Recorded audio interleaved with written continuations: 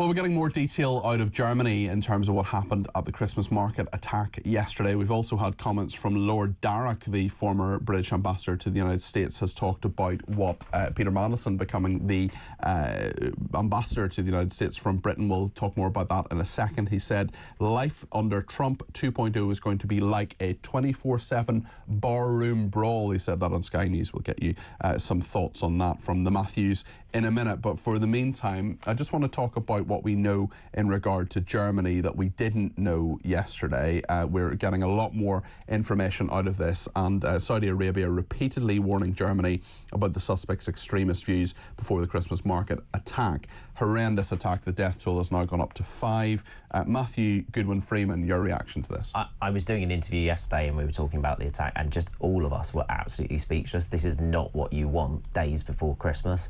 Or at any time of the year. Well, of course. The really sad thing is, and it's horrible to say, this wasn't actually unexpected. We'd had all the talk and narrative for months and months about hyped up security, threats at Christmas, things like that. It's really, really horrific, and I can't help but think about those families, and especially the 9-year-old boy's family, who were preparing for Christmas, have probably bought loads of Christmas presents already that are now never going to get given. It's so, so horrible. Matthew Torbitt, could this have been prevented, do you think? Don't know. We'll have to wait and see. Quite possibly. It always seems to be the case with lots of these attacks, both in this country and elsewhere, where somebody slipped through the net. They may have been on a watch list somewhere, but they've not followed them. Or I think I read this morning in the Telegraph there was a bollard missing, therefore he could get through. There was a report I read saying that he'd got in through a sort of service entrance where there weren't bollards. He'd come in through a different entrance as well. It's hard to know. If people are so adamant they're going to do this, they'll find a way. They'll find a way. Yeah, exactly. And I think it's a question we all face. You know, certainly in this country, 67% of MI5's caseload is Islamic fundamentalist terrorism. 22%, I think it is, or 22% is far-right terrorism. This guy sort of weirdly, from the reports reading, almost overlaps a little bit of both. And I think it speaks to the wider question of what do we do about conspiracies and stuff like that, and how politicians have to get better at rebutting conspiracies. And maybe in the case of, you look at Labour more recently and the Tories in the past, and all stripes of politicians, if you do one thing and say the other, people will lose all trust and respect for you and won't believe you when it really matters. So there's a whole load of questions. I think also there's potentially questions for, I know we're going to speak about him soon, but Elon Musk to answer, another social media giant, when this man apparently was basically declaring what he was going to do online and in tweets.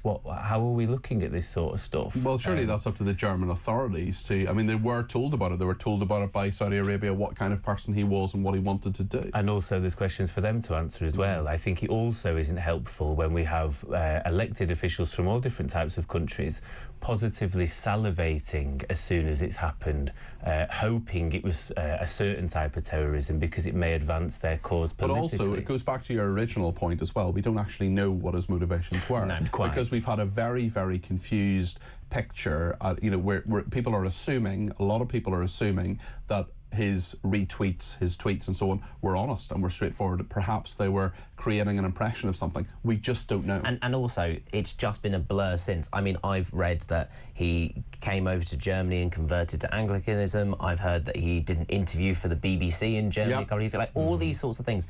We don't know what the facts are, and that's why people should never rush to conclusions. Quite. But, as you've just said, 66% of terror cases that we're dealing with are from Islam, 22% far right. That naturally leads people's and his background would lead to speculation as well. It's a really interesting one. We're not going to get to the bottom of it today, but certainly more information. We'll talk about this a little bit later in the programme as well. We are, I should say, a few minutes away from talking to the Shadow Housing Secretary as well, Kevin Hollingreg.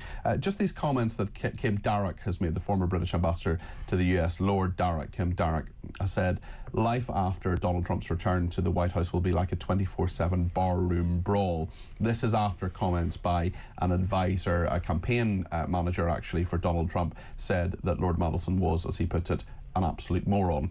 So Lord Darroch has said this is what life is going to be like under Trump 2.0, like a 24/7 barroom brawl. You'll get this sort of stuff going on all the time. You need to have a thick skin and you need to manage it and to get through it, to weather it, as it were. So Lord Mandelson is a very experienced politician. I'm sure he can cope with that kind of stuff.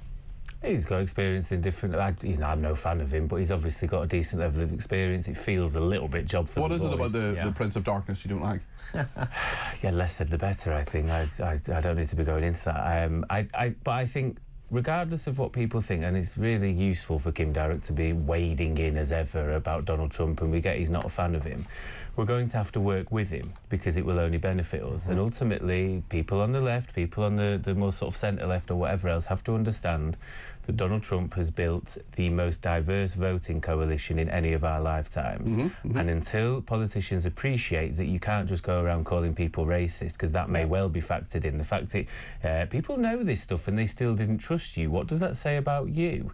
Or do they not see him as racist, the fact it's going to be a barroom brawl? Maybe people like that idea because establishment politics the best one I heard was people saying, oh, people can't vote for Donald Trump. It'll be so much different to how Washington operates at the moment. It's like, that's kind of the point. That's the point. They don't want it to be that way. And we're talking about Elon Musk as well. He, of course, is talking about perhaps giving a large amount of money to Reform UK, and indeed the Observer reporting to the ministers are resisting demands to rush through measures to block this. He could, of course, give it from his UK business and give it as a UK donation. Are you relaxed about Elon Musk giving perhaps a game-changing amount of money to what, for you, a rival party, Matthew? Well, the point would be that people can make donations to political parties however they want. It's interesting to see that when it's going to a non-mainstream party, how quickly people jump to say, right, we've got to close this loophole, we've got to close this, we've got to close that. If it was money going to them, I'm sure they wouldn't mind. But no, I think, look, we're in this really interesting time. We're talking about Trump, talking about Elon Musk. We are entering an incredible next 4 years where popcorn is going to sell out quickly because it's going to be so presidential, so explosive. He's got full control over America, and Musk, obviously, full control of the world's greatest social media site, which we all love, which is X. Sounds as if you're getting your love of Elon in early. Matthew, what do you make of the donations aspect of this?